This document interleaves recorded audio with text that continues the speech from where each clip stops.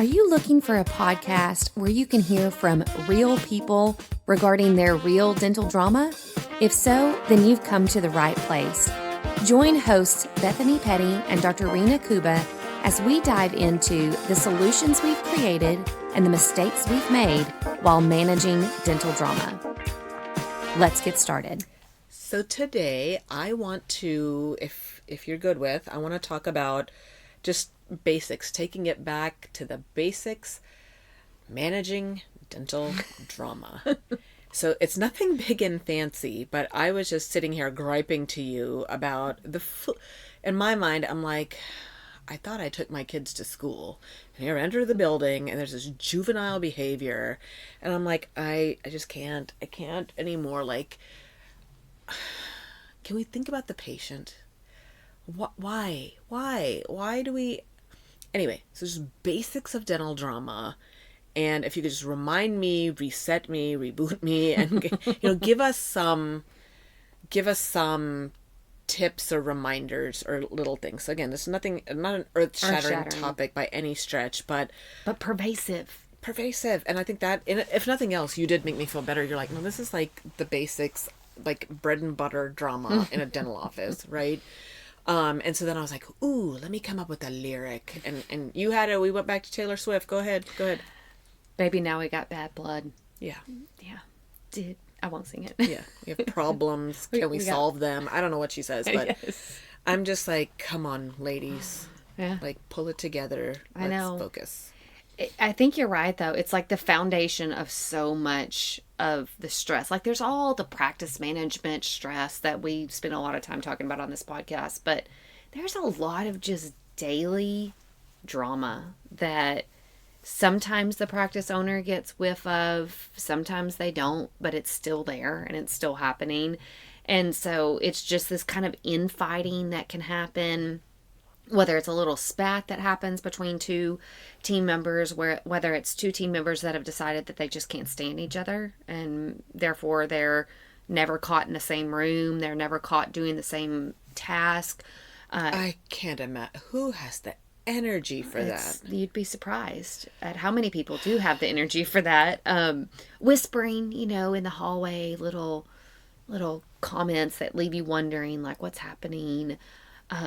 Or sometimes it'll rear its head, which it even has in your practice recently, where it's like a comment is made in a group setting or in a bigger conversation that is definitely aimed at somebody, and you're like, okay, I could totally see where that comment was going. Just little crap like that is almost always happening. I would say it's rare for me to step into a practice that truly gets along, respects each other, has a general appreciation for each other, and they just work well together. That is the exception. That is not the rule. I want that. And I think that's why I'm just having my own temper tantrum going, dude, we do all this training and team building and all of that. And I will say, like, I think, it ebbs and flows. Like, sometimes it's the back team that's all like ready to kill each other, and the front is getting along great. And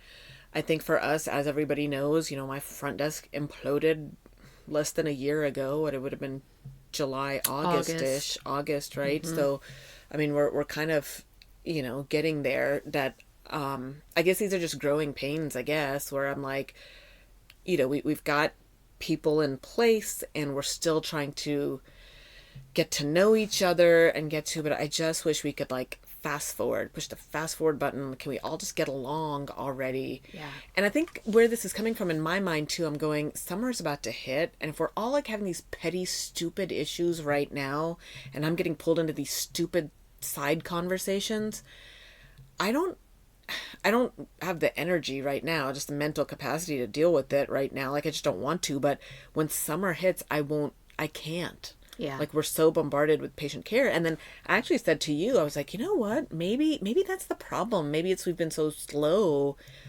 in between. Like, we were busy up until, like, school started in January. Then we had a couple of school holidays in between. We had spring break. Those times, I'm like, maybe in the summer we'll all get along because we don't have a choice. Like, We don't have time time. to think about how that person said something or why they said it or did they have tone in that when they said. Who cares? Like, move on to the next patient. And I do think that's part of it that can be solved.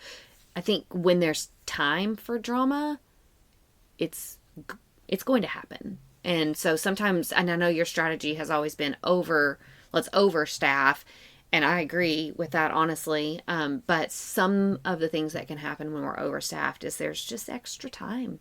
So that's funny you say that, because I was thinking the exact same thing. I was like, this is the time where if I ran lean all the time, of course we'd all be tired and all of that, but I'm like, maybe that is the problem, is there's too many cooks in the kitchen at some point. And of course in pediatrics it's even, it's either all or none. Like summer you need all the help you can get, Yeah.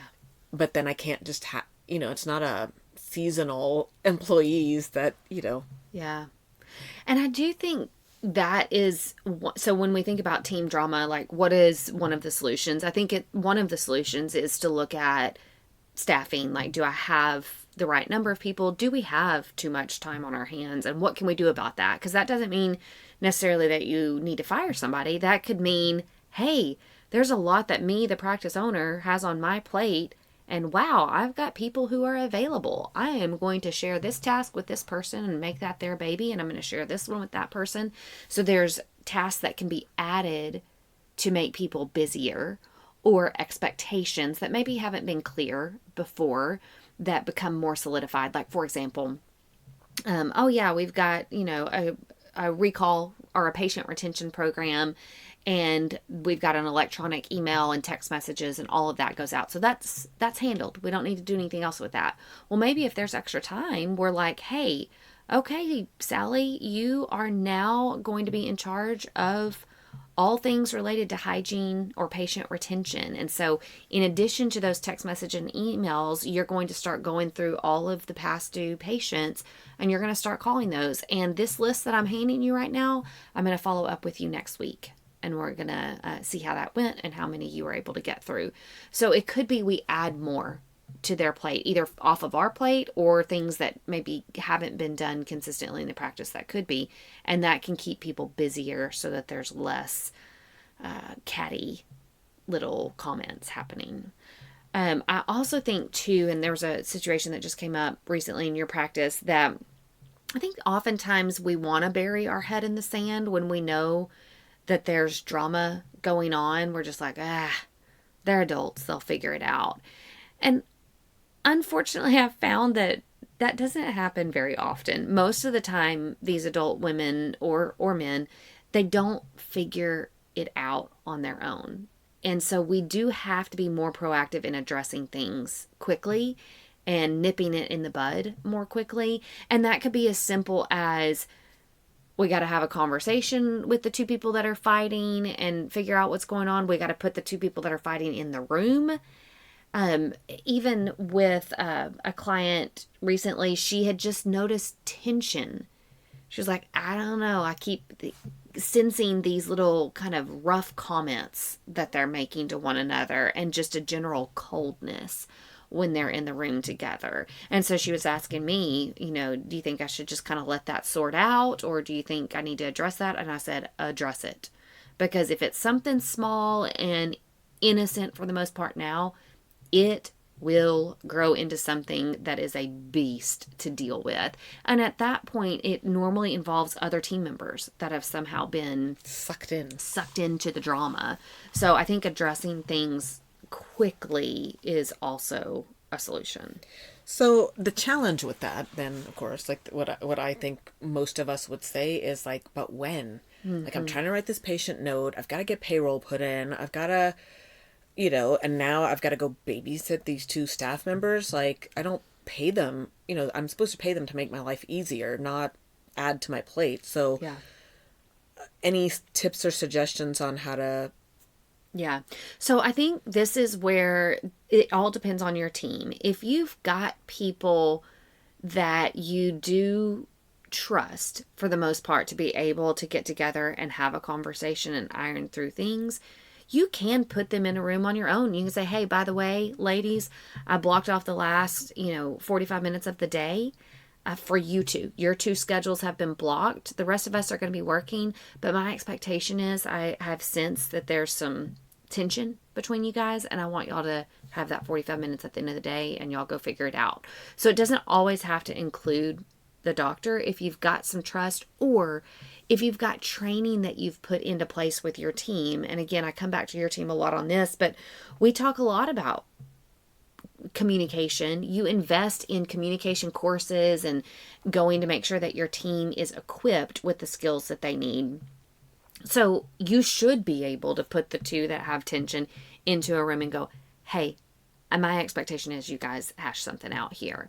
Now, if you've never invested in that in your team, they don't know conflict resolution, they don't know the other's personality or perspective or all of that, that may be difficult for them to actually produce something out of that meeting. So it could be that you need to invest some training for your team in that feedback loop that we've talked about before, conflict resolution, even just team culture, like what is our mindset towards our teammates, and spend some time there and then as a team. And then if those two are continuing their pattern of conflict, bad blood, then you're actually, the first step may be that you're having to mediate that meeting, but then any subsequent, you could set the standard in that first meeting. Hey, anything that pops up past this, I'm expecting you to directly solve that. I shouldn't have to be involved in these conversations again. So I don't think it needs to be every time or even at all if you've got team members that you trust to figure it out. Well, and I think for me, that's where I start going, well, I've got you. And so either it's you or me or the associate or the, leadership team. Like we have somebody that we can kind of punt to and go, who could be best to talk and resolve this? I want to say a couple of weeks ago, there was something, and the associate is the one who was like, I wouldn't bring that up. Like, think about it. And it calmed that person. And that was that. All he had to do was have a 2-minute conversation with her, and that nipped it in the bud. Yeah.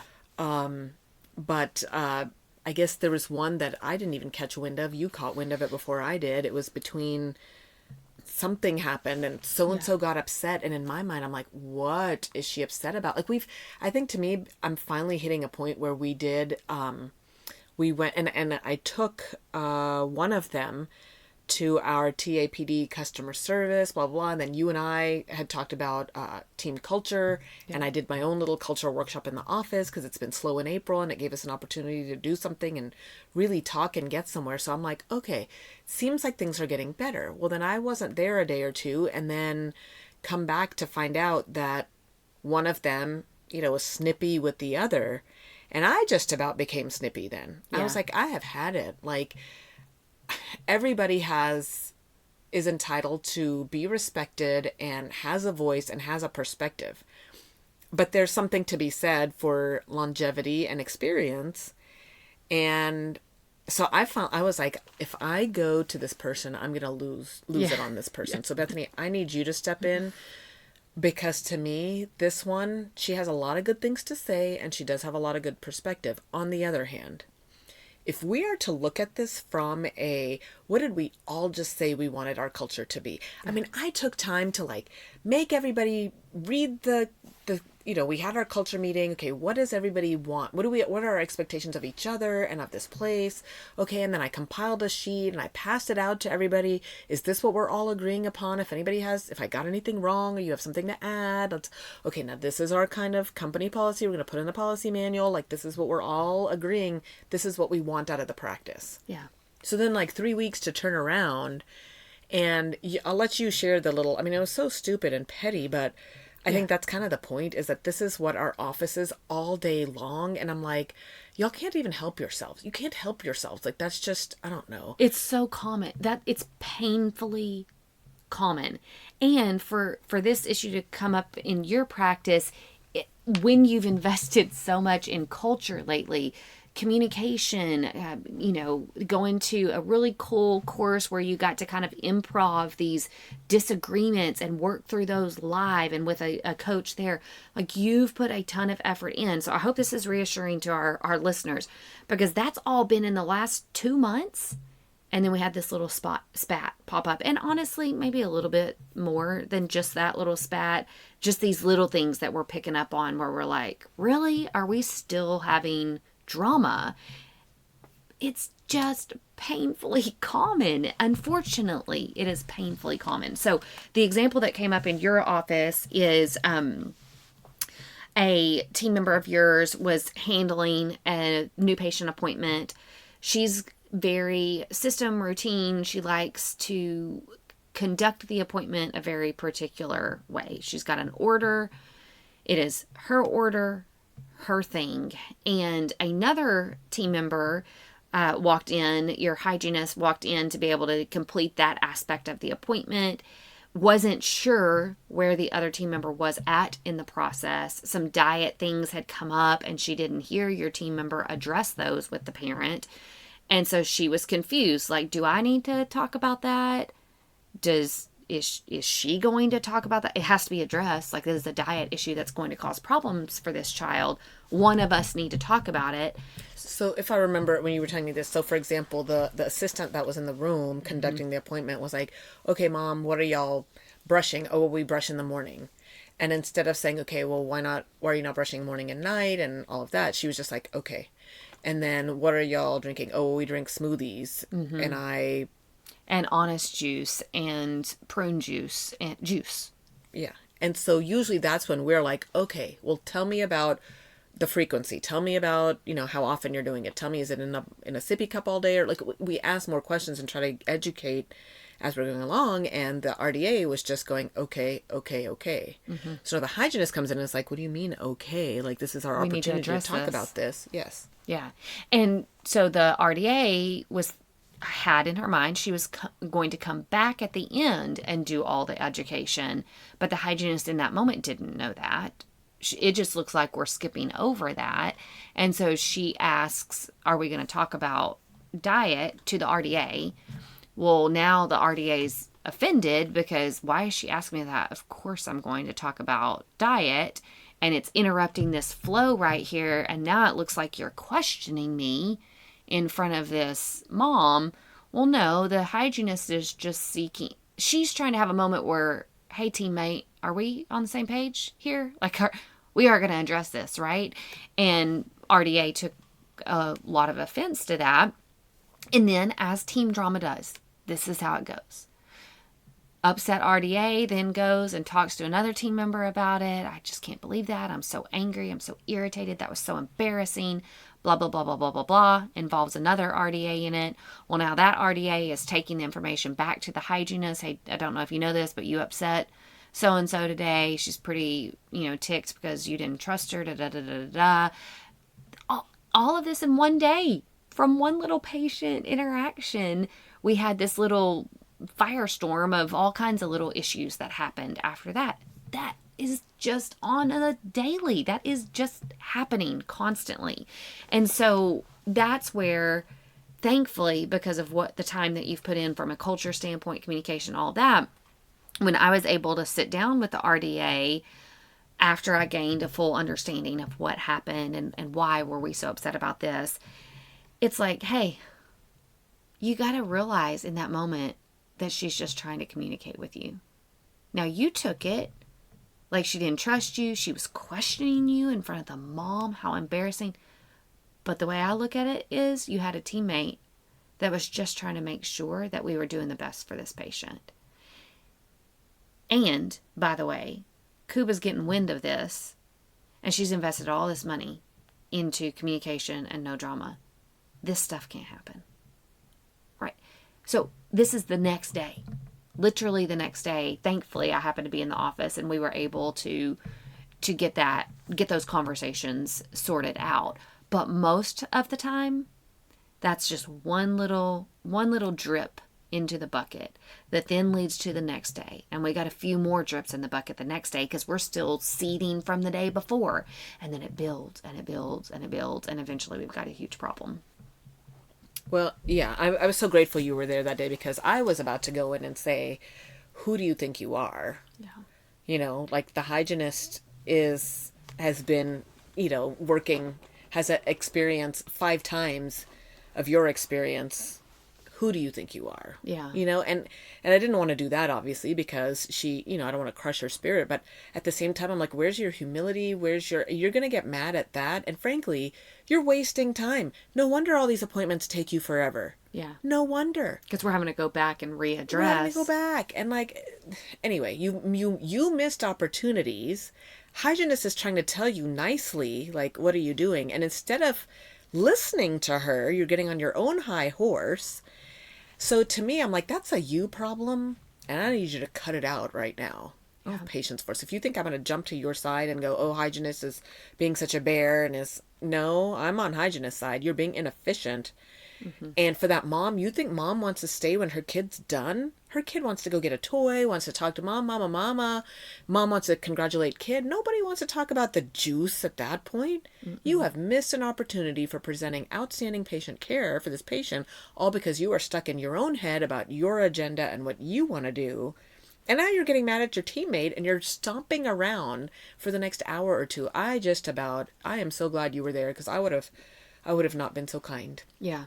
But again, this is where so much of it comes from something small. It's like, and there's so many different personality types that we have on our team. There's so many chances for miscommunication, right? So, I mean, I miscommunicate with my husband all the time.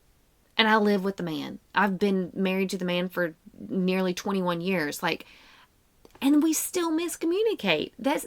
Humans struggle to communicate clearly with one another. So then when we shove team members together with their different backgrounds and they're trying to figure out how to communicate with their teammates, honestly, we can't solve all of that. Oftentimes we can do as much as we can to get everybody on the same page, to get us some themes, developed. Like, we do this in our family. We've got some mottos on the way to school that my husband and I remind our kids of. And if there's ever a spat between the two of them, we come back to these mottos. And two of them are serve others and show respect. And so we'll be able to ask the siblings that are fighting, hey, right now, both of you, not one of you, even if one of them clearly looks to be in the wrong, but we ask both of them, are you serving each other right now? And are you showing each other respect? And 100% of the time, both of them say, no, I'm not. So having some kind of theme in your practice, which is where the culture comes in, where it's like, maybe it's assume the best in one another. And then a spat comes up and we can pull both people, and it's a 2-minute conversation that says, hey, I kind of spotted some tension, heard a little bit of the tension, so-and-so. Are you assuming the best in your teammate? No, I'm not. Okay, so-and-so, are you assuming the best? So coming up with these expectations that we have of how we're going to treat each other can keep it from building into the next day, and hopefully it makes those conversations really short and sweet. But so that's been my lately, because I think I am starting to lose some patience now because of all this training we've done and all of that. And I think I get frustrated because I know I've got good people on my team. I know I do. Yeah. And yet we're acting this way. And I'm like, okay, then you always go back to the top. Am I allowing you to act this way? Have I been too nice and been too lax and letting y'all figure it out? And now I'm done. Yeah. And I'm not doing this anymore. I've already invested all of this. I need y'all to quit being a pain in my, what right now. Your job is to serve me and make my life easier. If I have to get one more phone call about somebody who wasn't getting along with somebody else, like, I am about to let both of you go. Yeah. And I'm like, okay, before I do that, let me go back to. So this whole last week or two, I've been going, okay, y'all told me we were all about outstanding patient care. We want to deliver wow service. How is that helping? Exactly. So I'm not saying you're right or you're wrong. I'm saying this is what we said was our goal collectively. We all sat here for 3 hours, came up with this. Yeah. You tell me, and you're right, it has been working. Then people are like, oh, with that lens. It's a self-condemnation. Like, I've got to evaluate myself against what I said I wanted this team to be about, which is helpful in those conversations. Otherwise, it's just, let me hear your viewpoint. Let me hear your viewpoint. And then as the judge in the conversation, you're having to figure out how to determine who's right and who's wrong and how to go. That's uncomfortable. What you really need is team members that can self-evaluate against a motto or a theme or whatever it is that everybody's collectively agreed upon.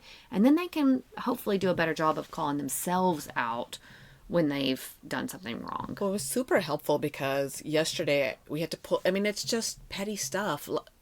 2 weeks ago, one of the women was saying, oh, well, the other one, ends up watching TV because the patient TV's on, and we're, anyway, pointing the finger at each other. She doesn't do very much. And then we end up meeting with the other one, and she's like, that one doesn't do very much. Mm-hmm. And I'm like, are you two, clearly y'all don't get along or respect each other and what each of you contributes. Because really, if y'all were really only doing two things, I would have fired you by now. So even by making that comment, you're kind of saying, I'm an idiot for hiring both of you. And maybe I am. Maybe one of you needs to go. Thank you for pointing that out, right? Like, that's the verge I'm on right now, going, okay. So anyway, we had, the one kind of saying, well, and I kind of pointed out, I was like, well, you told me 3 weeks ago that you wanted to deliver WOW service. And that's what we want. And so every time we're trying to get y'all to get on the same page, somebody's pointing the finger at somebody else. And then myself and the leadership team end up looking like we're the ones who are being mean or who are being, and I'm like, but we just determined we all have the same goal here. So I need you to get with it. And then I was like, okay, I'm going to step out, leadership member, can you go over some examples? So she has some clear examples of knowing exactly what it is that we're seeing. Yeah. And it was so nice because 4 or 5 months ago, it was everybody thought this, leader, manager-ish person was a B. Mm-hmm. And very intense. And she can be very intense. And I think they point to her intensity and kind of miss the point of why she's being intense. Yeah. And now that whole meeting, it wasn't about her being mean. It was about, do you see how this affects patient care?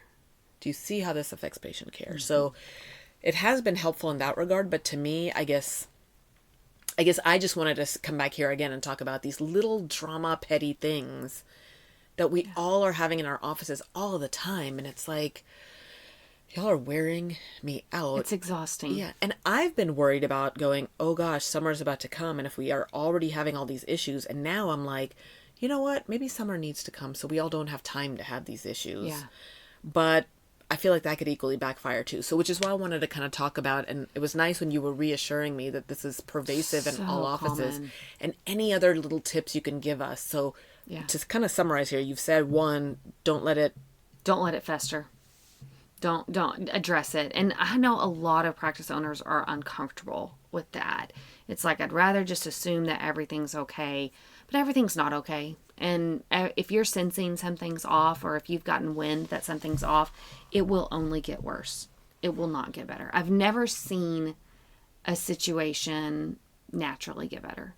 So something that little, like this little example we gave, I mean, it's such a dumb little example But that's where it all starts. Yeah.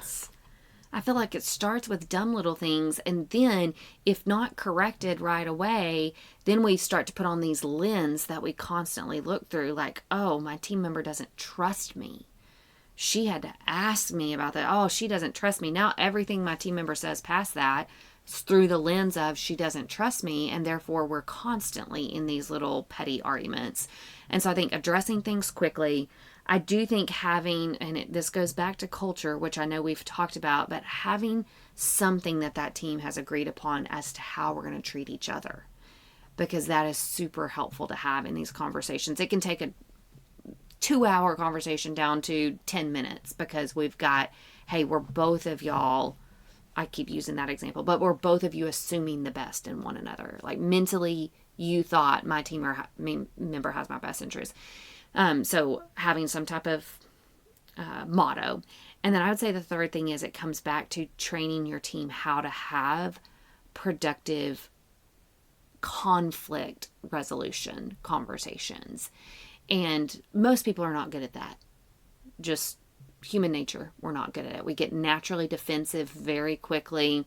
We insert a lot of emotion into those conversations. Sometimes we can't even see the logic because of the emotion. We're so angry by what we just heard that we can't even hear what was just said. So equipping your team, whether that's a book that you need to read, there's a book called How to Have Difficult Conversations. It's a classic. It's been around, I don't know how long. I remember reading it at some point in schooling, so it's been a while. Maybe we have a book club where we read about how to have difficult conversations. Maybe there's some, videos that we discover on YouTube, which has a lot of great little 10 or 12 minute videos, and we're implementing that. So teaching your team how to have productive conflict resolution, I think, is time well spent. So I would say those are the three things. Well, first of all, just assume it's going to happen. I think that it's not a reflection on you as a practice owner when there are little drama spats. Just like when my kids are fighting, my husband and I have not demonstrated that for them. They did not learn that from us. We do not speak to one another like that. We don't act like that. They didn't learn that from me. I cannot take any credit in that. What I can take credit for is I'm constantly coaching them going out of that to do it better next time. And so as a practice owner, it's no reflection on you when there's these little spats. It's going to happen. I think as long as you aren't hiding from it and you're preventing it from getting worse, then you're doing what you need to be doing in that. So I would say that's the core foundation. And then those three things would be what I would say the takeaways are. Okay, I'll try. You can do it. I'll try it. No more bad blood. Bad blood.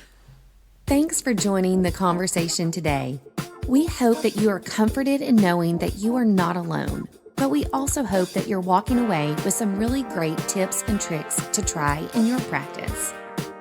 We value your feedback, so please take a few moments to rate and review the podcast.